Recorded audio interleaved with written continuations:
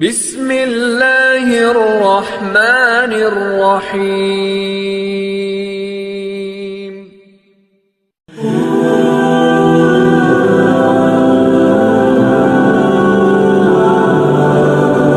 اعوذ باللہ من الشیطان الرجیم، بسم اللہ الرحمن الرحیم۔ محترم ناظرین، اللہ تبارک و تعالی نے جب حضور نبی کریم صلی اللہ علیہ وسلم کو اعلان نبوت کا حکم دیا تو اس وقت آپ کے ساتھیوں میں جنہوں نے اسلام قبول کیا تھا وہ صرف 5 لوگ تھے۔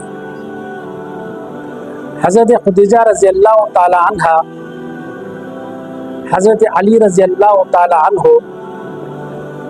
اور آپ کے غلام حارث رضی اللہ تعالی عنہ اور حضرت ابوبکر صدیق رضی اللہ تعالی عنہ۔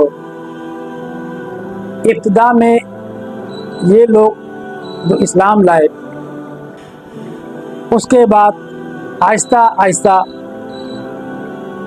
دین اسلام مکے میں پھیلتا رہا۔ پھر حضرت بلال حبشی رضی اللہ تعالی عنہ اور دیگر صحابہ کرام جو اسلام جنہوں نے قبول کیا تھا، ان کی تعداد بہت کم تھی۔ ظاہر ابتدا میں جب اسلام قبول کرنے کے بعد مشرکین مکہ نے ان لوگوں کی زندگی بہت تنگ کر دی تھی۔ یعنی اس زمانے میں اسلام قبول کرنا گویا بہت جان جوکھوں کا کام تھا، یعنی اپنے آپ کو ایک مصیبت میں ڈالنا تھا۔ اسی لیے جو لوگ اسلام قبول کرتے وہ اپنے اسلام کا اظہار نہیں کرتے، چھپا کر رکھتے۔ حضور نبی کریم صلی اللہ علیہ وسلم نے مسلمانوں کی تکلیف کی وجہ سے آپ کو منع کیا تھا، لوگوں کو منع کیا تھا کہ ابھی اپنا اسلام ظاہر نہ کریں۔ اور جن لوگوں کے بارے میں مشرکین مکہ کو پتہ چل جاتا کہ یہ مسلمان ہو گئے، انہوں نے اسلام قبول کر لیا ہے، تو ان کو طرح طرح کی تکلیف دی جاتی۔ غلاموں میں جس طرح ہم نے پڑھا ہے، حضرت بلال رضی اللہ تعالیٰ عنہ کو ان کا آقا طرح طرح کی تکلیف دیتا، اور اسی طرح حضرت سمیہ رضی اللہ تعالیٰ عنہ جو اسلام کی پہلی شہید ہے، حضرت عمار ابن یاسر، اس طرح کے جو ابتدا میں جو لوگ مسلمان ہو گئے تھے ان کو بڑی تکلیف پہنچائی گئی، حتیٰ کہ ان کا مقاطع کیا گیا اور مسلمانوں کو انتہائی تکلیف کا وقت گزارنا پڑا۔ ایک صحابی حضرت ارقم رضی اللہ تعالی عنہ، ان کے گھر میں وہاں لوگ اکٹھے ہوتے، ایک جگہ جمع ہوتے، حضور نبی کریم صلی اللہ علیہ وسلم انہیں دین کی باتیں بتاتے۔ وہ چونکہ ایک مرکز تھا مسلمانوں کا، جو مسلمان ہوتا اس مرکز میں آ جاتا اور وہیں وہ عبادت کرتے، وہیں وہ دین کی باتیں سنتے، حضور نبی کریم صلی اللہ علیہ وسلم کی باتیں سنتے، اور وہاں پر وہ اللہ کی عبادت کرتے۔ دار ارقم میں، یعنی حضرت ارقم رضی اللہ تعالیٰ عنہ کے گھر کو دار الارقم کہتے ہیں۔ ایک روز اللہ تعالیٰ کی بڑی مدد آئی، وہ ہوا اس طرح سے کہ حضور نبی کریم صلی اللہ علیہ وسلم ایک جگہ سے گزر رہے تھے، ابو جہل نے دیکھا، بڑا تاؤ کھایا، بڑا غصے میں تھا، اس نے ایک پتھر اٹھایا اور حضور نبی کریم صلی اللہ علیہ وسلم کے طرف پھینکا، یعنی آپ کو مارا، جس سے آپ کا سر مبارک پھٹ گیا، جس سے خون جاری ہو گیا۔ خیر، آپ کے چچا اس وقت تک اسلام قبول نہیں کیا تھا اور شکار سے واپس آئے، تو لوگوں نے بتایا کہ آپ کے بھتیجے محمد کو ابو جہل نے آج بہت مارا ہے، بہت زیادہ کوب کیا ہے، ان کا خون بھی نکلا ہے۔ تو آپ گھوڑے سے اترے اور بڑے غصے کے اندر حرم شریف میں گئے اور پوچھا کہ کہاں ہے ابو جہل؟ اس کو ڈھونڈا، ابو جہل کو، وہیں تھا وہ، اس کو پکڑا اور آپ کے پاس جو کمان تھی اس کمان سے ان کے سر پہ مارا اور ان کا سر پھوڑ دیا۔ چونکہ ابو جہل بڑا ہوشیار تھا، اس نے سوچا کہ ابھی میں ان سے الجھوں گا تو یہ قریش قبائل آپس میں لڑ پڑیں گے اور یہ خامخواہ خون خرابہ ہوگا، لہٰذا اس بات کو ابھی رفع دفع کر دو۔ اس نے معافی طلبی کر کے وہ رفع دفع کر گیا۔ پھر امیر حمزہ وہاں سے نکلے، حضور نبی کریم صلی اللہ علیہ وسلم کو ڈھونڈتے ہوئے دیکھا کہ آپ صلی اللہ علیہ وسلم حرم شریف کے ایک کونے میں بیٹھے سجدے میں اللہ کی حمد و ثنا بیان کر رہے ہیں، وہاں نماز پڑھ رہے ہیں۔ وہ گئے اور جا کے کہا کہ اے بھتیجے، اے محمد، خوش ہو جاؤ کہ میں نے تمہارا بدلہ لے لیا ہے۔ حضور نبی کریم صلی اللہ علیہ وسلم نے اپنا سر مبارک اٹھایا، آنسوؤں سے آنکھیں بھری تھی، اور فرمانے لگے چچا میں اس بات سے کبھی خوش نہیں ہوں گا۔ وہ حیران ہو گئے کہ بھتیجے، میں نے ایسے سورما سے ٹکر لیے اور تمہارا بدلہ لیا اس سے، اور تم خوش نہیں ہو؟ تم کس بات میں خوش ہوں گے؟ حضور نبی کریم صلی اللہ علیہ وسلم فرمایا چچا، اگر آپ قبول اسلام کر لو، آپ میرے ہاتھ پہ کلمہ پڑھ لو، اس سے مجھے بہت خوشی ہوگی۔ تو اللہ نے ایسا دل میں نرمی ڈالی، حضرت امیر حمزہ رضی اللہ تعالیٰ عنہ اسی وقت اسلام قبول کر کے مسلمان ہو گئے۔ اس طرح سے محترم ناظرین، ایک طرح سے اللہ تعالیٰ نے مدد کی کہ اسلام کو کچھ تقویت ملی، کیونکہ یہ قریش کے بڑے سرداروں میں سے تھے۔ ایسے بڑے لوگوں کا اسلام میں داخل ہونا وہ اسلام کے لیے ایک بڑی ڈھاس کی بات تھی۔ حضور نبی کریم صلی اللہ علیہ وسلم بہت خوش ہوئے، اور آپ صلی اللہ علیہ وسلم اکثر دعا فرمایا کرتے تھے کہ اے اللہ، 2 عمروں میں سے ایک عمر عطا کر دے، ایک شعر تو نے دے دیا، ایک شعر اور دے دے۔ حضرت عمر بن خطاب یا عمر بن حشام، ابو جہل کا نام تھا، ان دونوں میں سے اللہ مجھے ایک عمر دے دے۔ اللہ تعالیٰ نے حضور نبی کریم صلی اللہ علیہ وسلم کی دعا قبول فرمائی، اور اس کی شکل ایسی بنی کہ اللہ تعالیٰ کی ایک قدرت ہے، اللہ تعالیٰ خیر میں سے شر کو برآمد کر دے یا شر میں سے اللہ تعالیٰ خیر کو برآمد کر دے، یہ اللہ کی قدرت ہے۔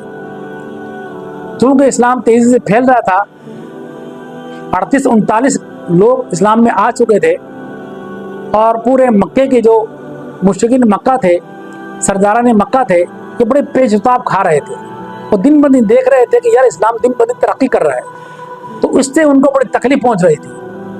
وہ یہ سوچ رہے تھے کہ یار کس طرح کیا جائے کہ اس اسلام کا راستوں کو روک دیا جائے، لیکن اللہ تعالیٰ کی مشیت یہ تھی کہ اس دین کو پوری دنیا پر غالب کرنا ہے اور تا قیامت تک اس کو باقی رکھنا ہے۔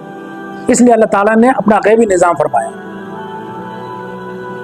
انہی مخالفین میں سے حضرت عمر بن خطاب بھی تھے۔ اچھا، ایک دفعہ دوپہر کے ٹائم آپ اپنے گھر میں بیٹھے سوچ رہے تھے کہ یار یہ کیا مسئلہ ہو گیا، کیونکہ مسلمانوں کے اسلام لانے سے پورے شہر مکہ میں، پورے ان کے قبیلے کے اندر بڑی ایک ہلچل مچی ہوئی تھی، اور یہ آئے دن کی روز کی کوئی نہ کوئی باتیں ہوتی تھی جس کی وجہ سے پریشان تھے، کیونکہ مخالف تھے وہ بھی۔ انہوں نے سوچا کہ یار لاؤ، اب اس کی روز روز کی اس طرح کی جو باتیں ہوتی ہیں، کٹ کٹ کی ہوتی ہے، اس کو ہمیشہ کے لیے ختم کرو۔ تو آپ نے نعوذ باللہ یہ طے کیا کہ آج میں بانی اسلام کا چراغ بجھا دوں گا، یعنی حضور نبی کریم صلی اللہ علیہ وسلم کو نعوذ باللہ قتل کرنے کے ارادے سے وہ اٹھے اور ننگی تلوار لے کے چل پڑے۔ دوپہر کا ٹائم تھا، اب وہ حضور نبی کریم صلی اللہ علیہ وسلم کی بارگاہ میں یا آپ صلی اللہ علیہ وسلم کی تلاش میں وہ نکلا، اور راستے میں ایک صحابی رسول جو پہلے سے اسلام لا چکے تھے لیکن انہوں نے اپنے اسلام کو خفیہ رکھا تھا، چھپا رکھا تھا، اس کا اظہار نہیں کیا تھا، نعیم نام کا، وہ ملے اور جا کر انہوں نے پوچھا کہ اے عمر، تیور دیکھے، کہا کہ اے عمر کہاں کا ارادہ ہے، اس تپتی دھوپ میں غصے میں کہاں جا رہے ہو؟ حضرت عمر کہنے لگے کہ آج میں اس محمد کا جس نے یہ دین لا کے پیش کیا ہے، اس کی وجہ سے گھر گھر میں لڑائی جھگڑے شروع ہو گئے، ان کا کام تمام کرنا چاہتا ہوں۔ یعنی حضور نبی کریم صلی اللہ علیہ وسلم کو قتل کرنے کی ارادہ ہے۔ وہ چونکہ صحابی تھے، انہوں نے کہا کہ عمر وہ بعد میں کر لینا، پہلے تم اپنے گھر کا تو جا کر معاملہ دیکھو۔ حضرت عمر چونکے، کہا میرے گھر پہ کیا ہوا؟ کہا تمہاری بہن اور تمہارے بہنوں بھی اسلام قبول کر چکے ہیں اور مومن ہو چکے ہیں، مسلمان ہو گئے۔ آپ کا غصہ ڈبل ہو گیا. بجائے حضور نبی کریم صلی اللہ علیہ وسلم کی طرف جانے کے وہ سیدھا اپنی بہن کی گھر کی طرف مڑے غصے کے اندر, اور ننگی تلوار ہاتھ میں پکڑی. جا کر وہ آپ کی اپنی بہن کے دروازے پہ دستک دیتے ہیں اور بڑے غصے کے اندر آواز دیتے ہیں, دروازہ کھولو. چونکہ اندر آپ کی بہن فاطمہ اور آپ کے بہنوئی سعید رضی اللہ تعالی عنہما یہ قرآن شریف پڑھ رہے تھے. انہوں نے آواز سنی, گرجدار آواز, سمجھ گئے کہ عمر آیا. تو جلدی سے حضرت خباب کو جو ان کو تعلیم دے رہے تھے قرآن کے, ان کو چھپا دیا اور آگے بڑھ کے ان کے بہن نے کنڈی کھولی, دروازہ کھولا, عمر آئے اور آتے پوچھا کہ تم لوگ کیا کر رہے ہو؟ سنا میں نے تم مومن ہو گئے, مسلمان ہو گئے, تم بے دین ہو گئے. انہوں نے کہا عمر ہاں ہم نے اسلام قبول کیا ہے, بس یہ سننا تھا. اپنی بہن کو لگاتار مارنا شروع کر دیا. ان کے بہنوں سعید آئے چھڑانے کے لیے, ان کو مارنا شروع کر دیا. اتنا مارا کہ بہن کے سر پھاڑ دیے, خون ہم خون ہو گئی ان کی بہن, اور کہنے لگے اس دین کو چھوڑ دے. اس نے کہا عمر تو بھی خطاب کا بیٹا ہے اور میں بھی خطاب کی بیٹی ہوں, جان تو جا سکتی ہے لیکن یہ جو دین قبول کیا ہے, یہ جو اسلام قبول کیا ہے, اس کو نہیں چھوڑیں گے, چاہے تو ہمارا سر کاٹ دے. جب بہن کے سر سے بہتا ہوا خون دیکھا تو ویسے ہی تھوڑا سا دل نرم ہوا, اور جب بات سنی ان کی تو ایک دم چونکے پریشان ہوئے کہ ایک ایسی عورت جو میرے سامنے کبھی بات نہیں کر پاتی تھی آج اس انداز سے مجھ سے بات کری. ایسی کون سی قوت ہے اس کے اندر آ گئی جس نے ایسی بجلی بھر دی اس کے اندر؟ وہ اسلام کی قوت تھی میرے دوستوں. فرمایا کہ تم کیا کر رہے تھے؟ ہم اللہ کا کلام پڑھ رہے تھے. تو کیا پڑھ رہے تھے بتاؤ مجھے. انہوں نے کہا نہیں ایسے نہیں, تم اس وقت نجس ہو, پہلے غسل کرو, وضو کرو, پھر ہم تمہیں بتائیں گے. فوراً گئے, غسل کیا, کپڑے پہنے اور نہا دھو کے جب وہ اپنے آپ کو نہلا رہے تھے, دھلا رہے تھے, دھو رہے تھے, بظاہر جسم صاف کر رہے تھے لیکن اللہ تعالیٰ ان کا دل صاف کر رہے تھے. آئے کہا کہ بتاؤ. پھر جب ان کے سامنے قرآن کے وہ اوراق رکھے گئے, وہ جو چمڑے پر اور وہ جو کھجور کی چھالوں پہ لکھا تھا سورہ طٰہٰ کی چند ابتدائی آیات, جب وہ دیکھا اور پڑھنے شروع کیا تو آنکھوں سے آنسو جاری ہو گئے اور اس طرح سے چھم چھم آنکھیں بہنے لگی. چونکہ کل رات کو اللہ کے رسول صلی اللہ علیہ وسلم نے دعا کی تھی, آج اس دعا کے پورے ہونے کا وقت آ گیا. اللہ تعالیٰ نے ایسی نرمی ڈالی دل میں, فوراً کہنے لگے مجھے لے چلو, مجھے لے چلو حضور کی بارگاہ میں. آپ کے بہنوئی سعید رضی اللہ تعالیٰ عنہ حضرت عمر کو لے کر حضور نبی کریم صلی اللہ علیہ وسلم کے بارگاہ میں حاضر ہوئے. دار ارقم کے دروازے پہ پہنچا تو وہاں سے انہوں نے آواز لگائی. اندر چونکہ صحابہ کرام بیٹھے تھے اور حضور نبی کریم صلی اللہ علیہ وسلم بھی تھے اور امیر معاویہ امیر حمزہ رضی اللہ تعالیٰ عنہ بھی اندر تھے. صحابہ کرام نے دیکھا جھری میں سے, آس کی یا رسول اللہ عمر آئے. اب فرمایا دروازہ کھولو, آنے دو. لوگوں نے عرض کی یا رسول اللہ وہ تلوار سے لیس ہے, ننگی تلوار ان کے ہاتھ میں, گلے میں. حضرت امیر حمزہ رضی اللہ تعالیٰ عنہ نے فرمایا کہ دروازہ کھولو, اس کو آنے دو. اگر یہ اچھی نیت سے آیا ہوگا تو اس کو ویلکم کریں گے, خوش آمدید کہیں گے, اور اگر بری نیت سے آیا تو اس کی تلوار سے سر کاٹ دوں. دروازہ کھولا گیا. حضرت عمر رضی اللہ تعالیٰ عنہ داخل ہوئے, تلوار گلے میں لٹکی ہوئی تھی اور سر جھکا ہوا تھا. حضور نبی کریم صلی اللہ علیہ وسلم کی بارگاہ میں حاضر ہوئے.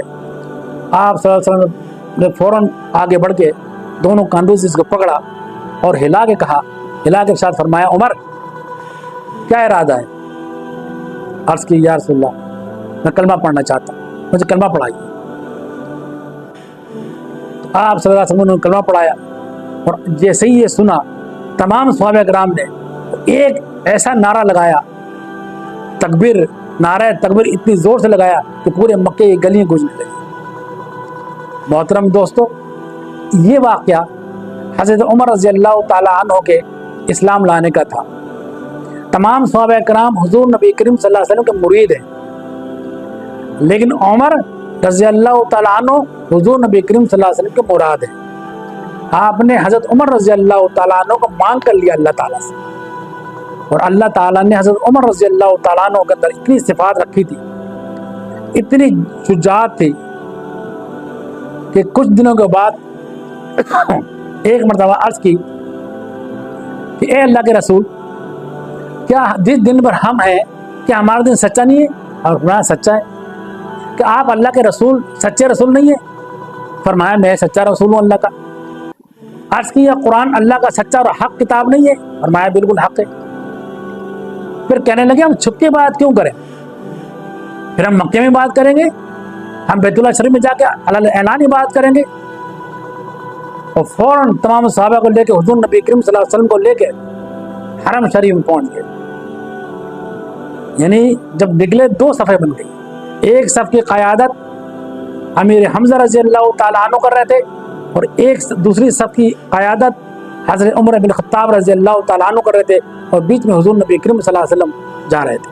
کتابوں میں لکھا ہے کہ حضرت عمر رضی اللہ تعالیٰ عنہ چلتے ہوئے بھی یعنی لا الہ الا اللہ لا الہ الا اللہ کا زور زور سے آواز لگا رہے تھے، یعنی نعرہ لگا رہے تھے قسم کا، تاکہ سننے والے چارہ طرف سن لے کہ عمر اسلام قبول کر چکا ہے۔